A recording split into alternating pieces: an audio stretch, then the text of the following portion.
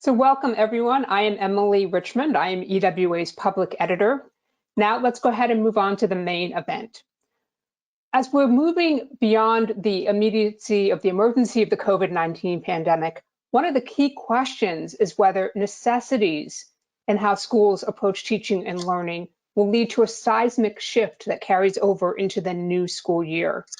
One model around that that's gaining momentum is competency-based on education, which focuses on students' mastery of learning objectives rather than expecting teachers to move from one lesson to the next based on a timeline that doesn't necessarily reflect or accommodate individual students' progress or needs. To help us understand these issues and why this movement might be gaining momentum in districts like yours, we also want to help you with your own reporting on developments. We have two experts joining us today. First up, we are joined by Susan Patrick. She is President and Chief Executive Officer of the Aurora Institute. It is a nonprofit working to advance policy and research around competency-based education. Susan, delighted to have you here with us. We also have Jamar Smith. He is a Senior Program Manager for Competency-Based Education for Chicago Public Schools. That is the nation's third largest school system, and it has expanded its competency-based education programs at some of its high schools. Now we're going to start with Susan, who's going to help give us a lay of the land. What is competency-based education, how and why it's gaining steam across the country, and some of the known benefits and major obstacles for implementation. Susan, go right ahead. Thanks. I'll jump in while sharing some slides. Thanks for the opportunity to offer this 5-minute framing on competency-based education, and I look forward to the conversation. So I've been studying global education systems change and how innovations are taking hold across the US for the last 20 years. We're seeing competency-based education as a very important trend nationally and globally. In the US, we've got two crises colliding: COVID-19 with a year in isolation and remote learning, and a racial reckoning in our country. If you look at the slide, 91% of parents in a Hurt Research poll from last month agree that it's time to reimagine education holistically. So for the next decade, it's clearly time to reimagine education to be equity-driven, student-centered, meet kids where they are, coming in from being out of school, to be more flexible, innovative, and yes, competency-based. Competency-based education is a redesign of education systems to ensure all students have what they need to achieve high levels of mastery. So let me go to the next slide here. Competency-based education is growing. If you look at 2012, these are state supporting policies to advance competency-based education. In 2012, there were about a handful of states, a dozen. By 2021, 49 states across the US are either beginning policy flexibility to move from seat time to competency-based pathways, or developing competency-based task forces to examine recommendations and moving ahead, or advanced policies to help support the districts and schools engaged in the work. We estimate that there are 6 to 8% of public school districts with educators working with communities for different reasons, different entry points, to develop competency-based models. As more districts and schools are implementing competency-based ed, they need more policy flexibility from outdated policies, from seat time awarding of credit, and many other outdated policies. So more on policy in just a moment.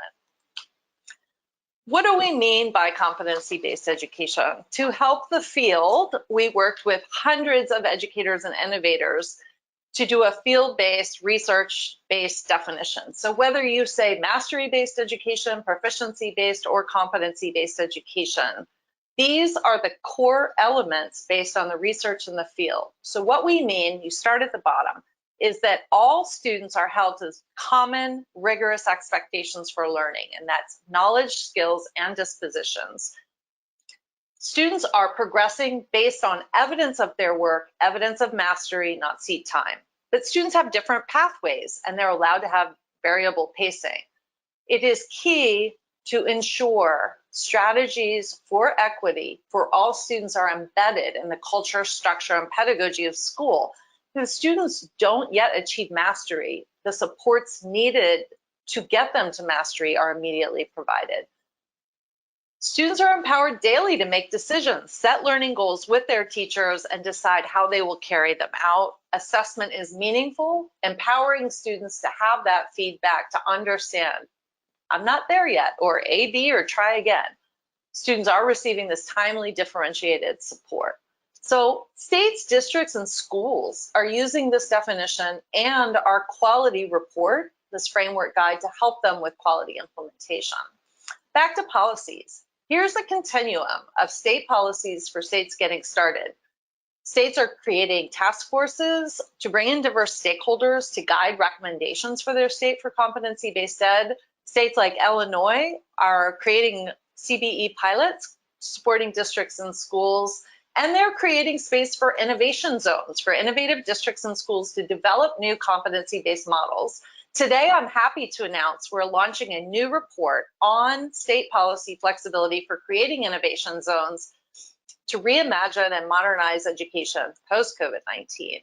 So some examples are innovation zones in Kentucky and Arkansas, states getting started with a profile of a graduate, having a more holistic definition of success for the knowledge and skills in Virginia and South Carolina. We've seen competency-based task forces for studying recommendations in Iowa. I mentioned Illinois, Idaho, and Washington State. And then states go on to start competency-based pilots in Washington, Illinois, Utah, Idaho, South Carolina, many states.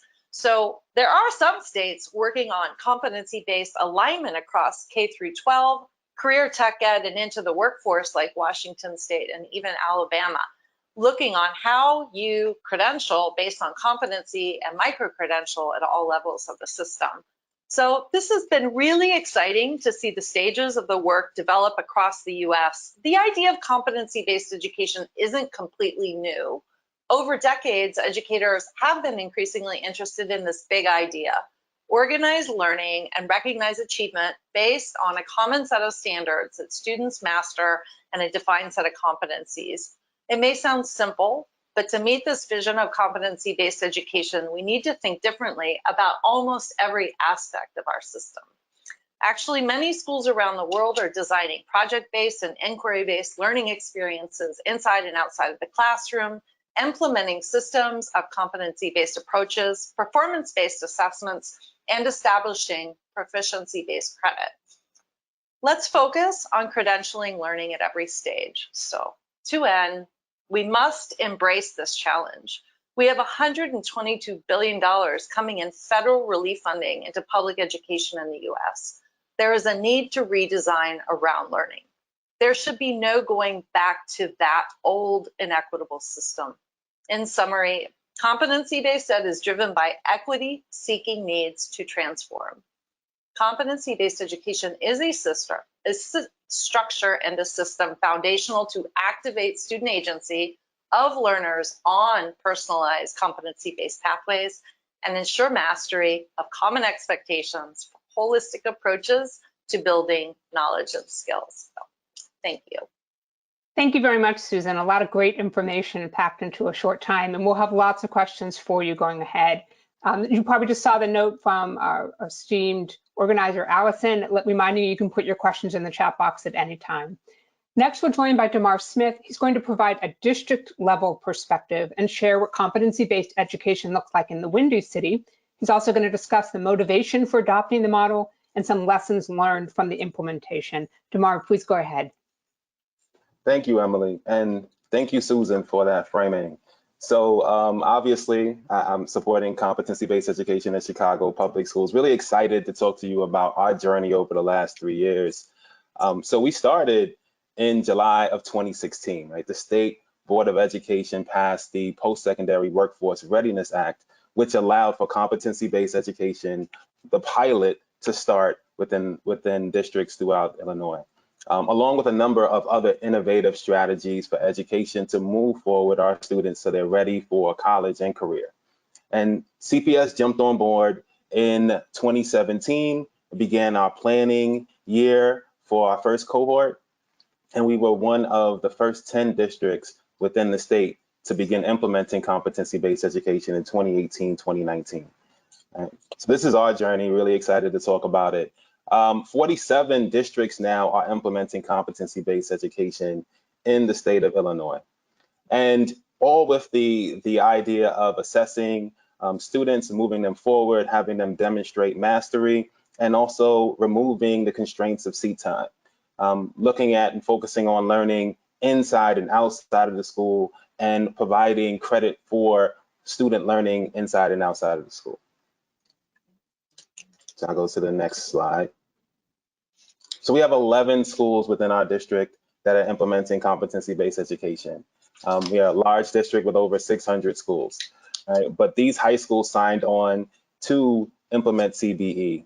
And the exciting thing about it is they're vastly different. So we have a school in a county jail. We have a school for students with special needs. We have selective enrollment schools, neighborhood schools, a military school, and they all sort of value in competency-based education. They're also implementing in different ways. Some are full schools, some are partial schools, some are implementing with a cohort of students. But we all needed to align on what competency-based education meant for us. And so academic competencies, we focus on two sets of competencies, academic competencies, which are the ones that have our students thinking like scientists or engineers or mathematicians, right? So they can build out these transferable high order skills for application. And then the adaptive competencies that Susan talked about, right? 21st century skills, employability skills, foundational skills that are necessary for young people to be successful in college and career and just life in general. So we focused on agency, adaptability, and flexibility, collaboration, and leadership as our key adaptive competencies, pulling from the CASTLE framework and the ISB SEL goals, performance indicators as well. And just recognizing that no matter whether our schools were, whether we were talking about selective enrollment schools or we're talking about a school in a county jail, they all recognize the importance of these adaptive competencies and for students to be able to nurture them throughout their journey at CPS. Another huge aspect of alignment for us was the adaptive pacing tool. Right? And we co-created that with steering committee members from each school. This was really a ground up focus. And we wanted to make sure that we had a uniformed alignment way of looking at competency-based education. First and foremost, we focused on learning environment, right? Having the right learning environment for students to be able to build relationships with their peers and with teachers, clear shared learning outcomes. So we're all really clear on exactly what a young person is learning within a classroom. Students can come back saying, okay, this is the competency that I'm focusing on and the performance indicators underneath them. Multiple learning pathways, different ways in which students can showcase their mastery. Student agency, really harping on students being able to take onus, take ownership of their own learning journey and key in on their passions. And performance-based assessment, which Susan talked about, right? Which allows for students to be able to showcase that high level of understanding, practice, and feedback, where you get feedback from your peers and also from teachers, and then supports and interventions and extensions, which are really important. No matter whether a student is accelerating in a course or needs additional support, we want to make sure that no matter what the obstacle is, we have the supports in place to support that student on their particular journey. And so that is competency-based education in a nutshell for 5 minutes for Chicago Public Schools. I can go on and on about the work that we're doing, but I'm sure you have a number of different questions that we'll be able to answer with the framing that I gave. Thank you very much, Damar. I appreciate the background from both of you. I'm going to jump in with my questions, and then we will turn it over to the audience. And Eric Roblin, EWA Deputy Director, is going to step in to help with those audience cues. So go ahead and start adding them at any time. So Susan, one obvious question is whether the pandemic and education recovery being a focus for students who may have fallen behind while not being in school, if that's sparking accelerated growth of the competency-based education model. And I'm wondering, are there particular pockets or regions where you're seeing that surge, where maybe some states on that map are moving from yellow to green? Yeah, absolutely. The short answer is yes. I mean, one of the hallmarks of moving to a competency-based education model is thinking about learning progressions over time. And so across K through 12, in the US, we've been really focused on age-based, grade-based learning. But we know that there are going to be students coming in every single school at different points. So the learning sciences tell us it's important to meet students within their zone of proximal development. This is a truth for all educators. They're going to be experiencing this. So I think that's really sparking interest in learning recovery. Not so much the way we thought about old credit recovery or unit recovery, but thinking about acceleration requires learning to hinge on prior learning. So we need a competency-based system to meet kids where they are, fill in those gaps. That will allow progressions, and we know that that helps accelerate. So kids can actually learn 1.7 or 2 times the amount of learning we see in a typical year. We've seen that in competency-based schools, actually. And there's a great need, and there's also a solution that we know is available. So yeah, we think that there's going to be a lot of movement in the coming year. We're certainly hearing from governors and state education officials. Damar, can you share anything about what you know about how the students in those competency-based education programs fared during this COVID year, if you will, and being remote compared maybe with a peer at a comparable school? Yeah, so one of the things that we recognized was we wanted to continue the work that we were doing during the school year that actually worked before we hit the pandemic. And we wanted to continue that work. So acceleration over the summer and extended learning for students that needed it. A lot of our students participated in those programs over the summer last year.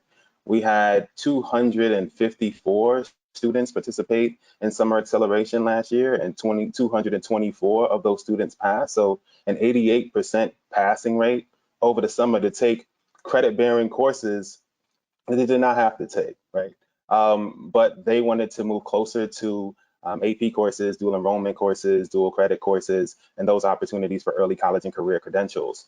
So a number of our students decided to participate in that. And then we had some students that needed additional support that did not pass the course. They did not pass the course by the end of the school year. So by June, they needed a little bit more time. So we allowed for 3 to 4 more weeks of extended time for those students to be able to pass the course. And we had 150 so students pass the course that participated as well. So for both students that are moving at an accelerated pace and students that need extra support, we were able to provide that support over the summer of last year. What has the evolution been for the classroom teacher? I'm wondering, are there some who didn't want to sign on for this and opted to request a transfer to a different school? And how much professional development do you need to be ready to do this? I don't think it's being taught, generally in teachers' colleges. So yeah, I think there has to be a lot of professional development. And so we help teachers create performance-based assessment. So we have a cohort of teachers that are working on that right now. Obviously, it would help, right, to have more capacity to expand those supports to more teachers. We have a number of different teachers across the 11 schools, right? So we only are 2 people supporting competency-based education at the district. So our capacity doesn't allow for us to provide professional development to every teacher. But what we're recognizing is those practices are being shared to other teachers, and they're coming on as collaborators to create performance-based assessment. And they're speaking about the value of CBE just in participating in things like social emotional learning, professional development that is a little bit more broader that more of our teachers are participating in, whether they're competency-based education teachers and they decided to be a part of the pilot, or they just want to learn more about it. We don't discriminate in providing professional development and support.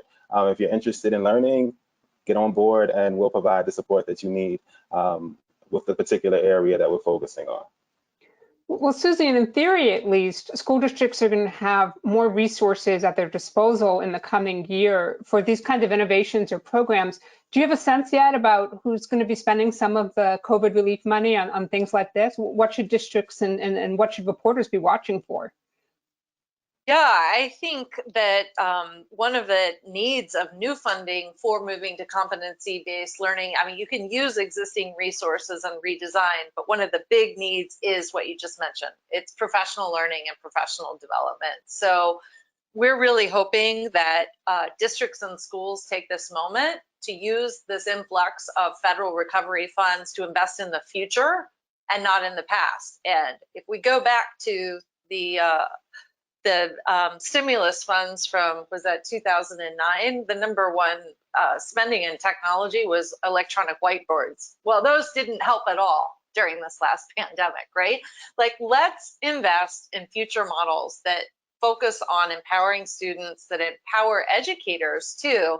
And I have to say, I've been so impressed with what Chicago Public Schools has done.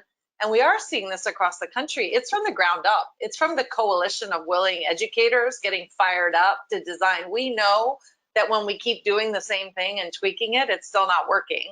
So we really need to try to design models based on the research on how kids learn best, from motivation, and also for adults. So having personalized, competency-based professional learning, where educators can set their goals in the areas of competency-based ed they want to learn about, and almost the micro-credential in those small areas, has been really effective as districts are navigating how they grow their own.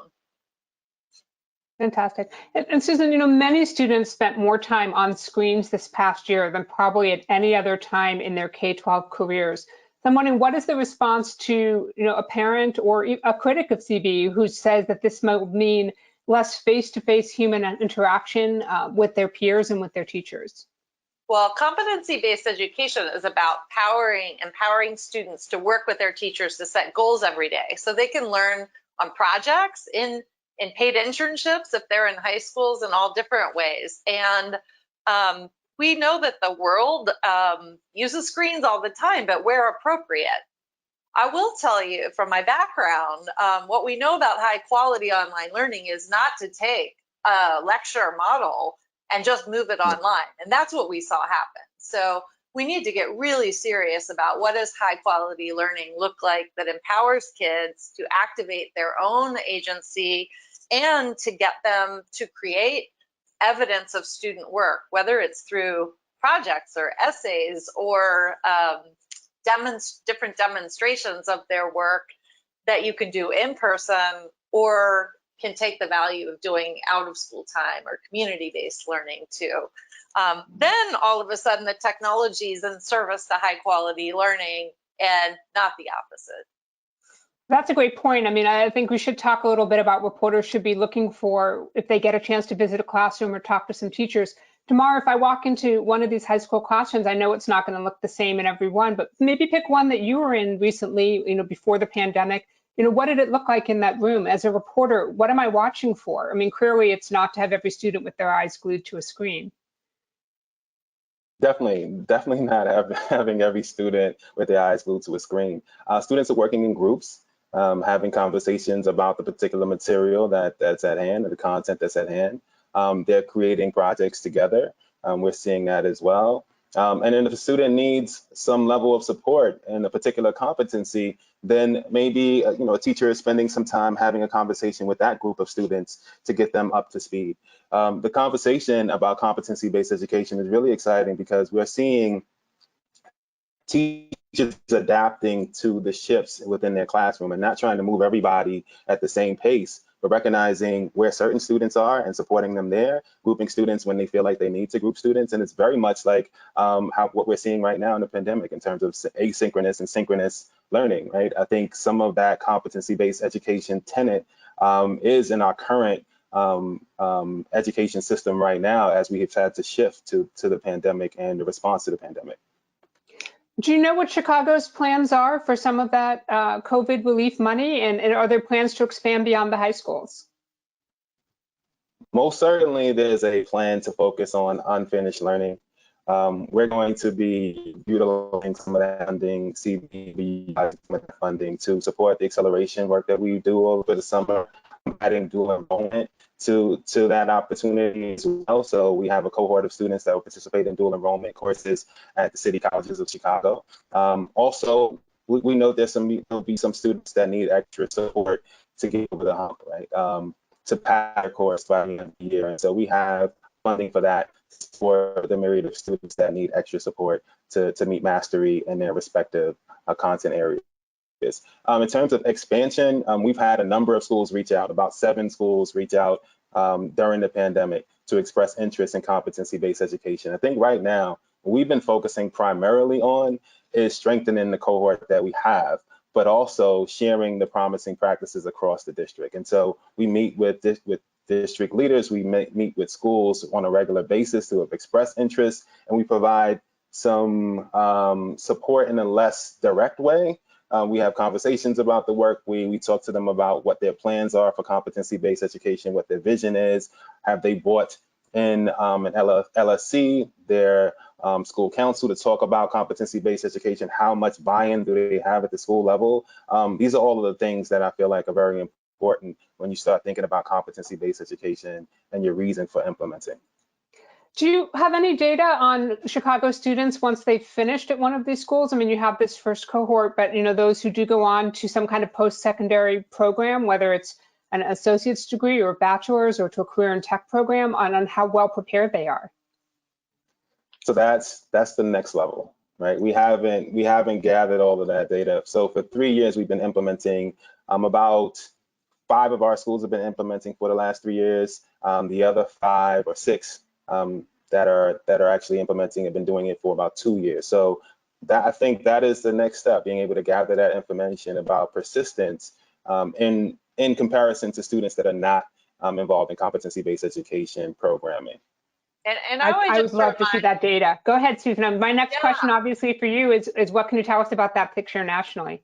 Yeah, well, Marzano Research Laboratory has been studying competency-based education over decades, and there are some districts like Chugach and Alaska that have been doing it since 1994, and they found that their achievement and test scores rose over a 5-year period from 28th to 71st percentile, in reading from 26th to 72nd percentile in language arts, and from 54th to 78th percentile in math.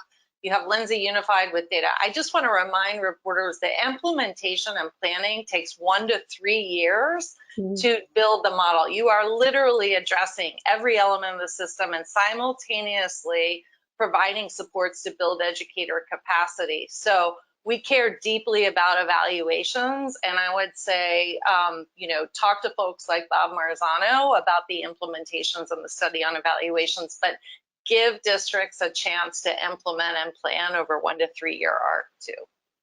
Well, as you know, patience is always something that's in an extra supply in the education circles. I'm sure everyone will be very, very patient while this is implemented. We're going to open it up shortly to some questions from the audience, and then I will have a few more of my own in case that there is a lull. But one I want to make sure to get in, of course, is Susan, can you tell me what's going on with Wyoming? Well, sure. Wyoming is a state that has been pretty comfortable with their traditional model, and it's interesting. They're now just starting to work on a profile of a graduate. They essentially haven't changed their academic standards since the mid-1990s. They call it a basket of goods, but it's like having a ranch house from the 50s of what you think kids need to know and be able to do, and then putting a bunch of additions on, and then all of a sudden you're wandering around in the hallways. Meanwhile, the rest of the country, the rest of the world is advancing on innovative models, and all of a sudden they're saying, okay, let's go back to step 1. They are having conversations there about the need for competency-based education, and certainly their legislators are interested because the old mining economy that drove that state is on the downturn. And like everyone else, they've got to think about the future for their kids, and their kids are not being prepared. So we're hopeful Wyoming will come on board soon. I just have to remind our members that state-to-state comparisons are great, but always keep them in context, which Susan just provided. So if you go back and look at the slides and look at that map and see that Wyoming isn't doing anything, make sure to go down another level. And I know Susan would be happy to hear from you afterwards if you're looking for similar districts with similar challenges to yours in other parts of the country and what they're doing that can make a good point of comparison. I know she'd be happy to share that. So I'm going to turn it over now to Eric Roblin, EWA's Deputy Director, who's going to relay some of the questions from the audience. Eric? Hello. So let's see, I'm going to start. We've got a number of questions I'm going to get to from journalists. One of them picks up on something, Emily, that you asked about. This is from Patrick O'Donnell, a journalist. He asks, Emily just asked about how much interest there is in adopting competency to rebound from the pandemic. Can we get more specifics on how much demand there is? Provide examples of new adopters or states, districts seeking information about it. Yeah, I mean, we're getting calls constantly from different states. In Michigan, they just put out some statements on this is an opportunity to reimagine education. We know that we need to tend to the immediate needs of our students, but we also want to take this opportunity not to snap back to old models of learning that we know aren't working. Essentially, we have seen through our test results over many years, there are huge gaps, right? Those gaps are telling us what we already know, and the pandemic showed us the extreme inequities in our system. So we're hearing from state leaders in Michigan and Nebraska and all over the country that they want new solutions. And first and foremost, they're going to be focusing on learning recovery and getting kids caught up. But I think there's a real call to action on holistic models. And you saw it through Jamar's great presentation on the knowledge and the skills that students need and what that will look like. Now, specifically, a competency-based system asks for every student to have a learner profile of those knowledge and skills over time. You start collecting evidence through a portfolio of students learning, and that can be interdisciplinary too. So we've got states like Alabama, Georgia, all across the country beginning to look at comprehensive universal learner records over time. And this is a big leapfrog from our old grade books. A to F grading, allowing kids to move on with huge gaps anyway, and now kids have been out of school, nobody knows where they are. So think about this as an opportunity to bridge the old way to a new way where we know where every student is every day. And imagine what this means for teachers being able to pinpoint and doing new models using educators and supports for helping students, but actually having a much clearer, more transparent picture, communicating student learning in real time. Okay, I can move on to another question unless Damar, was there anything you wanted to add? No, I think Susan said it all. Okay, great. So this question is from Catherine Gewertz at Education Week. What have states or districts done to change key requirements that hold a system to time-based learning? She's thinking about things like grade-to-grade promotion, federally mandated tests. It seems like those would really keep a system linked to a time-based system. Has a student learned the content by X time for the test or for grade promotion? Yeah, you've seen most states create all sorts of waivers during the pandemic, and even states that were colored in on that map for offering flexibility to seat time. If they had waivers, the districts had to actively, proactively fill out a bureaucratic form, go through the system. That's not working. We needed solutions quicker. So states are really busy examining what alternatives there can be to seat time. And quite frankly, they exist. We have an issue brief on alternatives to seat time and attendance that is based on students demonstrating learning, on engagement, on interacting with teachers. New Hampshire is the most advanced state in this area. New Hampshire has actually redefined Carnegie units from seat time hours and minutes of instruction in a certain domain to defining each learning domain by competencies. So you earn credit by building up those competencies within that credit. You see states, like I mentioned, creating innovation zones that ask districts and schools that are innovating not to see the State Department of Ed as a compliance driven organization, but as a partner in the innovation. Raise your hand if the state laws that we had from 30 years ago on age-based, grade-based cohorts are getting in the way. What needs to change? How do we need to look at that? And they're offering to go back and clear out those regulations with a focus on equity and ensuring students get what they need.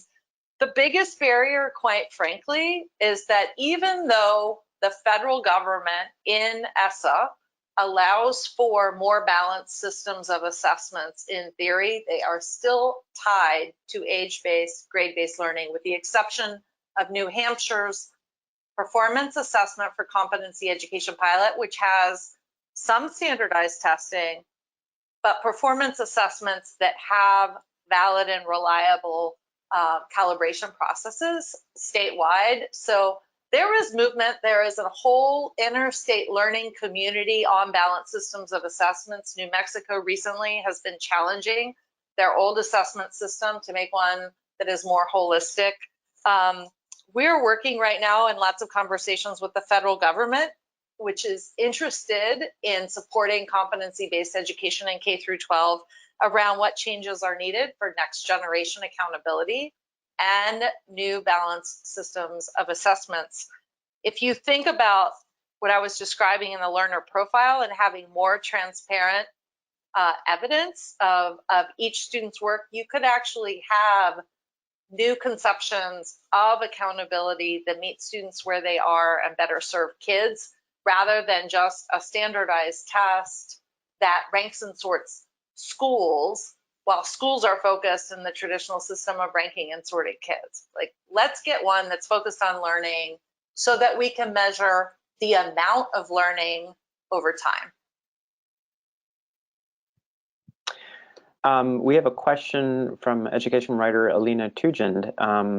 I hope I pronounced that correctly. Damar, this is more specifically for you. Do you see the Chicago school system adopting a mastery transcript as a next step in competency-based education? If not, why not? And if so, when might this happen? And maybe how about you explain a mastery transcript? Explain a mastery transcript just for those in our audience who may not be familiar. Exactly. That's what I was going to say too. Start there, because I want to know more about what is that. Yeah, so mastery transcript is, I would say, a reimagined way of looking at student success and learning through a number of different means, right? So the social emotional learning lens, adaptive competencies, the actual competencies, and breaking them out into performance indicators. It really is dependent upon the district and how they want to leverage it. I think there's a lot of flexibility with mastery transcript. We are still, as a district, thinking about what universal competencies look like and having that conversation about what we can align on, because our schools are so different. And I think what we really wanted to do was start off with everybody being on that learning journey for themselves and kind of figuring out what their competencies are. And as we started having programming that was more universal, like acceleration courses and summer extended learning, the conversation has come more towards, okay, so maybe we can get to a point of universal competencies. We're not at that point yet. Also, I mean, we're a part of a district that is over 600 schools, right? So having to move to a mastery transcript or a different form of transcript is probably going to take a little bit of time and a lot of stakeholder buy-in and agreement, student level, at teacher level, principal level, at the parent level, right, to make sure we're doing something that everybody can agree on is best for our students. It's not to say that we see the value in the mastery transcript, but I think it has to expand beyond just folks at the district that are making that decision, or even a few of our principals. We want to make sure that they were including all of our stakeholders in that conversation. There is a mastery transcript initiative that's national. It's a nonprofit. They started actually with 30 elite independent private schools, high schools, and they've expanded to hundreds of public school districts too. This was the first year that mastery transcripts were accepted for college admissions. So this is a relatively new initiative, but the big idea behind it is, quite frankly, our high school diploma is not a very good indicator of what kids know and are able to do. Grades send mixed messages, and it boils down an entire K through 12 life of a child, of a student, to a single GPA for ranking and sorting, right?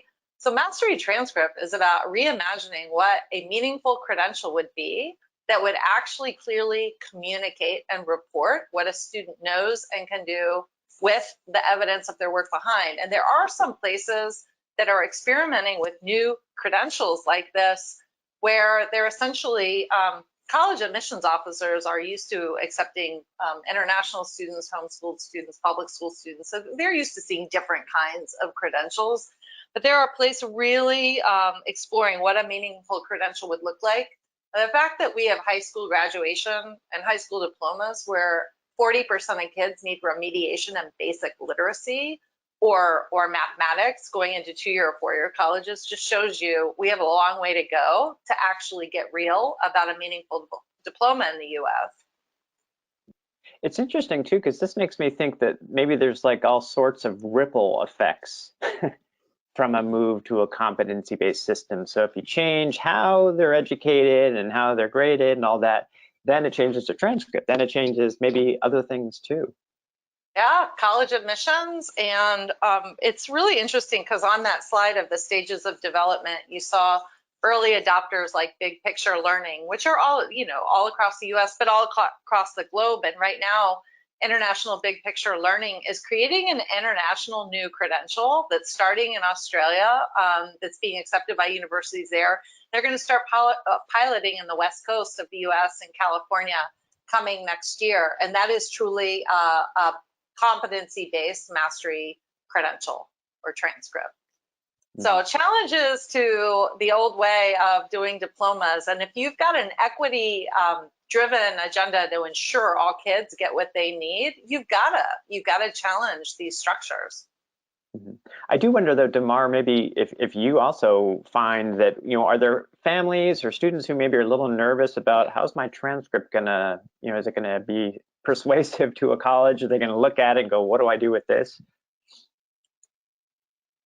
Yeah, I think initially that was a concern. But as we have more conversations with districts all throughout the nation, we're finding that colleges are more accepting of unconventional transcripts just in general and are really curious about competency education. So we've had conversations with colleges, universities, higher education institutions within Illinois, and they support competency-based education. So although there might have been a little bit of concern and hesitancy in the beginning, I think that is shifting based on a lot of the conversations that are happening statewide.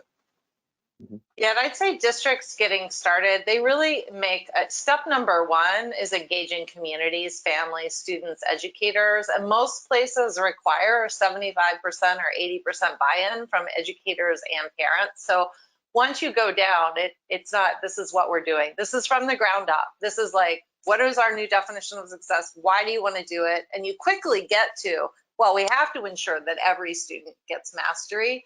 That is how these initiatives get started, and that's how they take hold. It's from students and parents wanting their kids to have all of the knowledge and skills they need. Speaking of ripple effects, another question, this from Adele Whitefoot at the Duluth News Tribune in Minnesota. This was raised a little bit earlier, but maybe we can talk more about it now. If competency-based education becomes more widely used and mainstream, do you think it could lead to the end of using standardized tests? Ooh, that's a good one. That is a good one. Who wants to go first? Yeah, honestly, I'm not exactly sure. I believe that, obviously, if we start moving towards competency-based education across probably all of our schools and all of our districts all across the country, I think we start moving away from standardized testing. But I think that's a long ways away, in my opinion. But I'll let Susan give her take on that. Yeah, so we spend a lot of time working on policy at the federal and state level. And I would say right now, the reason that we have accountability back from 2001 is because of a lack of trust and a history in our country of not doing right for all students, period. So in 2001, only 11 states even had standards, okay? Like you need an infrastructure to know whether kids have learned that starts with clear learning goals and expectations, and then evidence to know whether a student's gotten there. So basically in 2001, 11 states had state standards and No Child Left Behind said, you're all gonna have to get standards or else, right? And then the idea was, the big compromises in federal policy happened because no states had data systems to manage the data that they needed. So, and nobody trusted educator judgments on student expectations, and for good reason. I mean, for good reason. We need to build capacity in our educators for assessment literacy and assessment literacy in our policymakers. So to answer the question, Adele, is a great one, but we're still at the point where the trust is not yet there from the federal to the state, to the local, to the school, to even the classroom. And in order to build that trust, you need an infrastructure. The great thing about competency-based ed is it starts to build the infrastructure for learning we are missing. How is it that we don't trust the judgments of our teachers to know when a student has learned or not?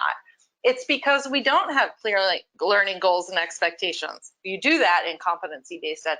It's because we don't have calibration processes of reliability and validity, okay? When you start building that, you would have reliability in Australia, New Zealand. It's in the range of 85% to 95% on teacher judgments on performance assessments. When you get those kinds of infrastructure and capacity in your educator workforce, then you can start having a real conversation around moving around standardized testing. For now, we're at the stage of we need to build assessment literacy. This is another thing that is not in teacher development programs, and it needs to be in students, educators, leaders, and even policymakers and communities.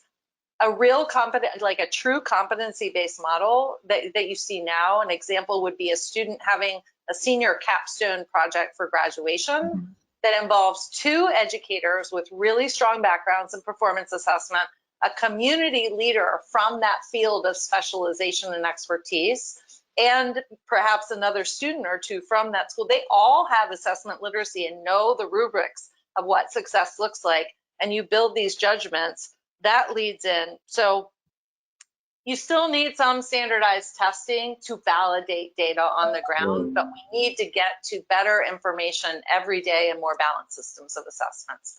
Sorry for the long answer, but I know there's a huge debate on that, and it's really complicated, but it's possible. So I see one more question. So Emily, if you have any more after this, the last question that I was seeing was about what are the areas that need more research, to kind of support the expansion or explore the expansion of competency-based education. What else do we need to know, and what evidence, what types of evidence would be useful to justify seeing it grow? Yeah, we have a research director on staff. So the short answer is because it's an innovation from the ground up, that I think there are these different entry points. It would be really great to have more evaluations and more research on what the leverage points are that help build quality into the system, and how we can have better measures and better assessments of this learning that happens all the time. We would love to see investments in research in those areas. Damar, does anything spring to mind for you? I mean, obviously for us, we've been doing this work for 3 years, so persistence is going to be key, right? How students are persisting through college, and then how much of what they've learned and retained do they feel like are key to their success as they moved on, right? Could they call out competency-based education as part of the reason for their success? We've had students who've graduated or about to graduate who said, competency-based education is probably the reason that I was able to graduate and go on to college. And if students years from now are actually referring back to their experience in high school and saying that this is the reason why I was able to be successful in life, I think those kind of anecdotal stories and being able to reach back out to the student population after they've graduated, years after, I think that would be extremely valuable, and it would be our proof point for what competency-based education really is.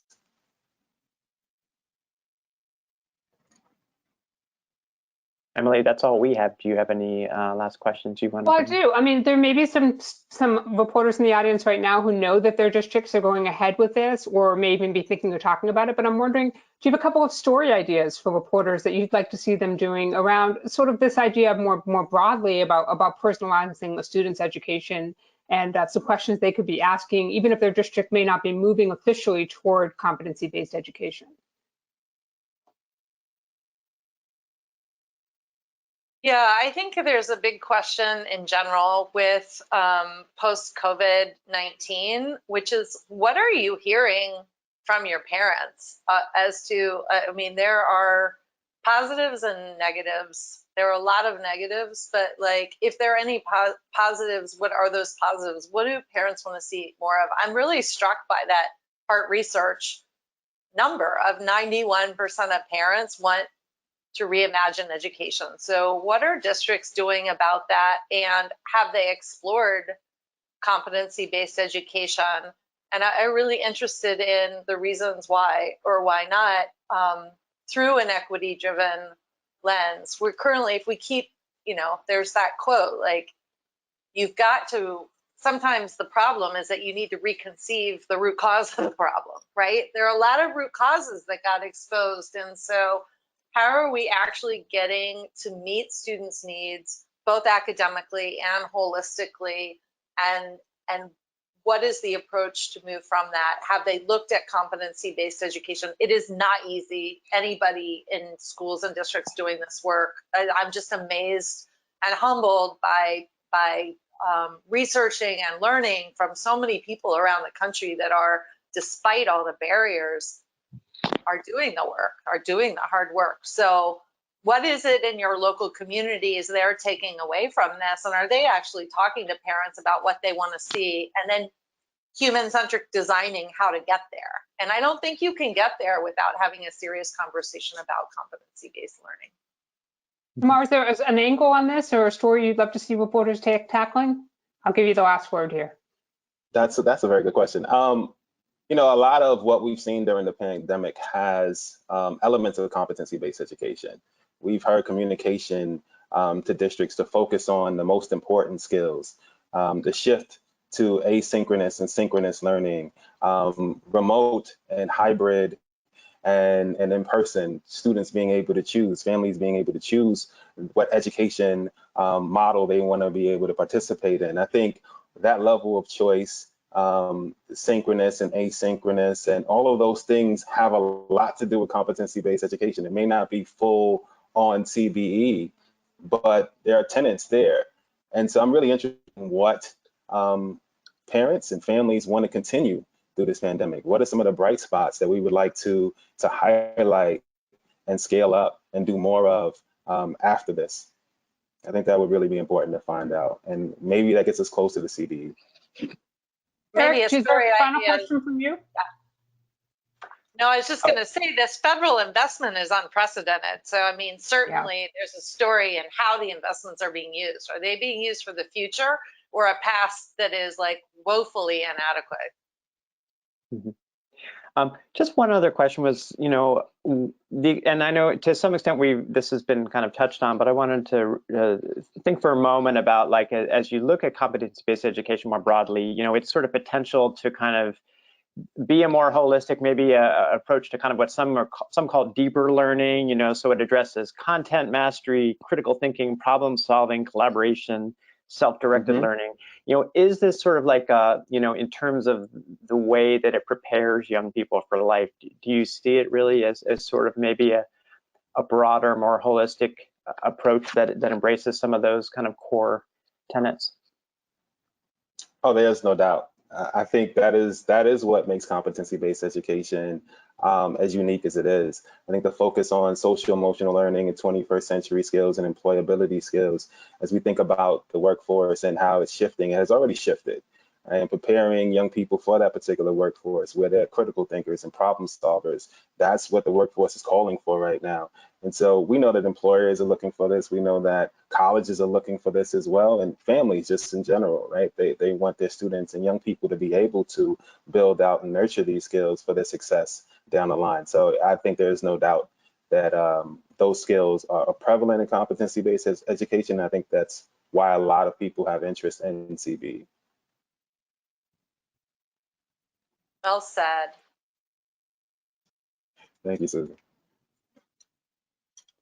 Well, that will wrap it up for us. I want to take a moment to thank both of our guests, Susan Patrick of the Aurora Institute, Damar Smith of Chicago Public Schools, and of course, I'd like to thank all of today's attendees, especially the EWA members who have joined us. Remember, joining EWA is free and we welcome you. You can find out more about EWA at ewa.org, and also to look for signing up for upcoming online and in-person seminars, which you cannot wait to resume safely with you and to see all of your faces in person.